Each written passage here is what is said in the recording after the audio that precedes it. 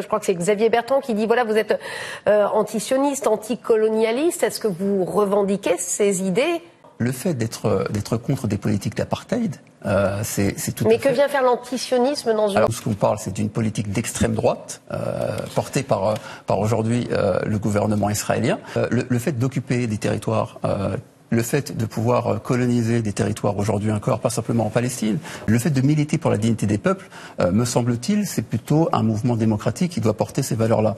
Donc à ce moment-là, je ne vois pas qu'est-ce qui pourrait être antinomique dans notre... Donc vous l'assumez, on l'assume parfaitement. Moi, je pense que l'antisionisme, ça dit clairement ce que ça veut dire.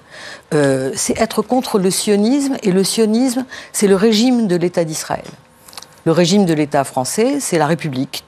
Le régime de l'État d'Israël, c'est le sionisme, c'est le régime qui a fabriqué Israël, qui l'a créé et que Israël a assumé comme étant son régime. De la même manière que le régime, on peut dire, de Bachar el-Assad, c'est la dictature.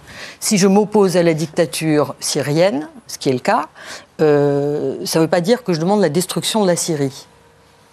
Si je m'oppose au régime de l'apartheid en Afrique du Sud, ça ne veut pas dire que je demande que l'État d'Afrique du Sud soit détruit, d'ailleurs ça n'a jamais été le cas, ni que les Blancs sud-africains soient jetés à la mer. L'antisionisme, c'est dire il faut qu'on arrête l'apartheid et le suprémacisme israélien contre les Palestiniens. La loi qui a été votée au mois d'août dit clairement que l'État d'Israël, sa souveraineté appartient uniquement au peuple juif, uniquement au peuple juif. Désioniser Israël, ça ne veut pas dire jeter les Juifs à la mer, ça veut dire permettre que l'État d'Israël soit l'État de tous ses citoyens, qu'ils soient juifs ou palestiniens. Et justement, nous sommes là pour travailler aussi sur le processus de paix.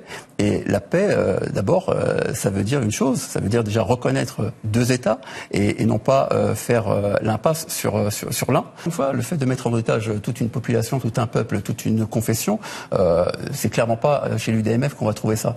C'est carrément une thématique dans laquelle l'UDMF s'inscrit et on n'a aucun souci pour l'assumer.